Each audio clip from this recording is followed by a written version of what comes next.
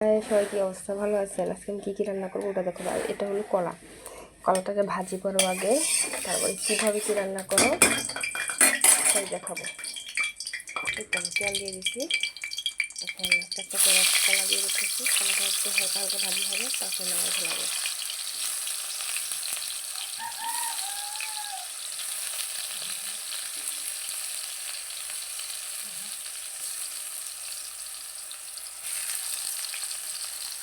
এটা আমার আজকে নতুন রেসিপি, তোমরা বলবা রেসিপিটা কেমন হবে।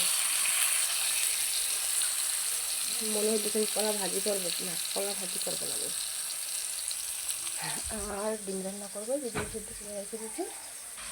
এই তো আমার কলা ভাজি শেষ, এখন আমি ডিম ভাজি করতেছি। একটু ডিমটা ভাজি না করলে ভালো লাগে না, বুঝছেন? তো ডিমটা একটু ভাজি করে নিলে মানে রান্না করলেও ভালো লাগে খাইতে।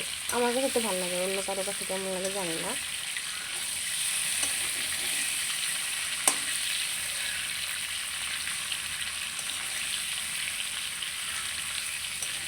হালকা করে একটু ভাজি করে নিতে হবে, হালকা ধীরে ধীরে ভাজি করতে হয়, তাহলে একটু হালকা হালকা করে ভাজি করে নিলে খেতে ভালো লাগে।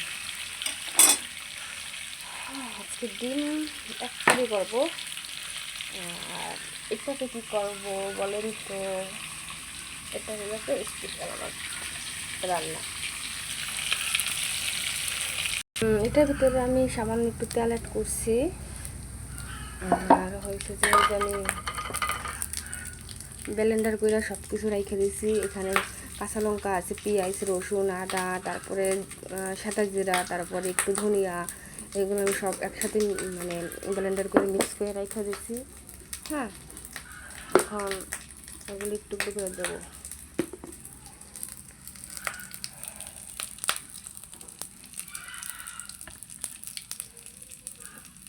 বাটার, এটাকে বলে বাটার।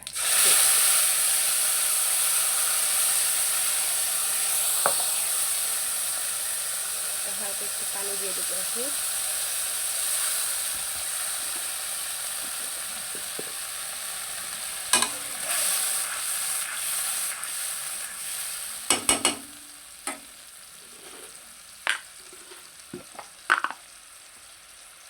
আমি এগুলো খাবো না, আমার তরকারি আছে, এগুলো আমার বর খাবে আর আমার ছেলে খাবে। আমি দুজনের জন্য রান্না করি।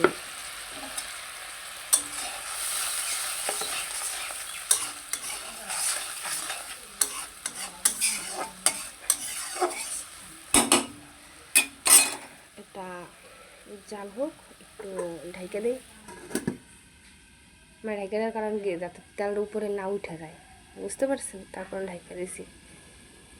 এই তো আমার মশলাগুলো আমি জাল দিতে আছি, কি সুন্দর কালার হয়েছে।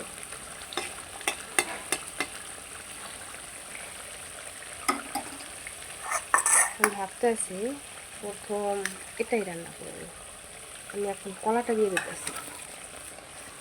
এটা হলো কলা ভুনা, এই রেসিপিটার নাম হচ্ছে কলা ভুনা, বুঝছেন? আজকে আমি একসাথে দুইটা রেসিপি করবো, কলা ভুনা রেসিপি আর হলো ডিম কারি। এটার ভিতরে আর কোনো পানি অ্যাড করবো না, বুঝছেন? তো এইভাবেই ঢাইতে ঢাইতে রান্না করবো।